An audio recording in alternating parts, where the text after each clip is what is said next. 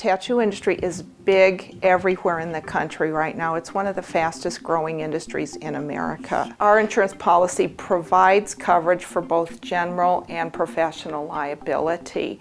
And then we have the option to add on property insurance for our shops as well.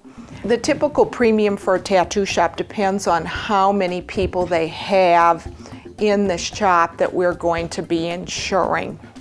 And then for that we write limits of $100,000 up to $1 million. The typical premium, if it's two-person shop, would be about $1,500 a year. Tattoos now can often be removed or changed. You're going to witness here today my tattoo begin the process of being removed because I do not want this particular tattoo anymore. I've been in the permanent cosmetic industry for 15 years. I'm a retired registered nurse, and I have always tried to, I get people that come in all the time with work they're not happy with or tattoos they're not happy with. So when I found out from Susan Preston that there was a process with the use of salt and saline that would lighten or remove tattoos, I was very interested. And this process is a saline process that was designed by myself and another person in the permanent cosmetic industry as a way to lighten a tattoo through the tattoo process. The process itself is basically a lightening and removal process using sea salt and water. How are you doing, Susan? And the tattoo machine.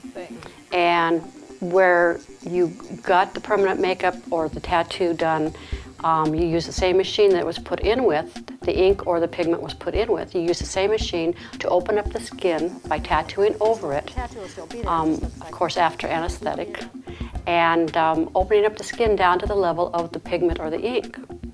Once that's completed, we put a paste that's made out of sea salt and sterile water, but it's made thick like a paste, and we put that on the skin over where we've opened up the skin.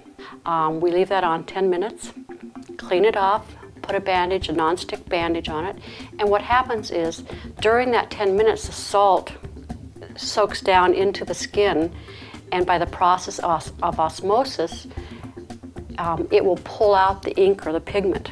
Saline tattoo removal and lightening is not a one-time process. We can usually get the tattoo lightened or removed with anywhere from 3 to 5 treatments, depending on how much ink has gone in and the size. Last summer, I wanted to come up with a program that would help the community as a community service program. So I got the idea to remove ex-gang members' tattoos for free. I first got my tattoos when I was 14. I didn't put them on myself, they were put on me.